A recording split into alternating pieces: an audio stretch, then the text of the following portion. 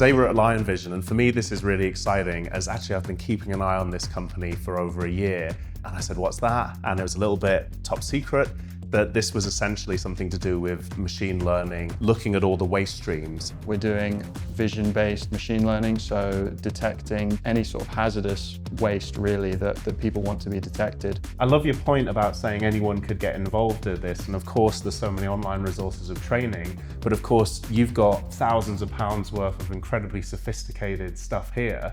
But I'm wondering what the sort of hobbyist or startup or enthusiast would use. And I know I've been tinkering around with one of these little Jetson Nanos. Now this is sort of like a pretty small Raspberry Pi-esque type thing. The only difference is it handles the machine learning.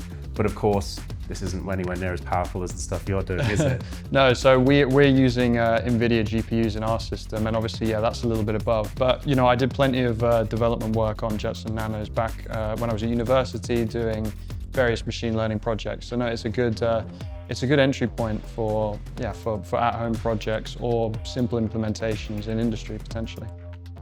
Yeah, and it's kind of amazing to think that the technology is coming down to something this size. Yeah. And I think it's telling that there's a big fat heatsink on top that tells you that processors are doing some heavy grinding.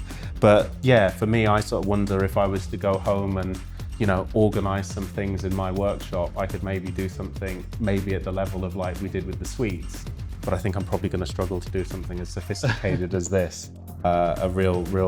Really impressive to see the sort of dedication and the ingenuity here. So anyway, let's put this on the side for my playtime and get back to the serious stuff. Yep.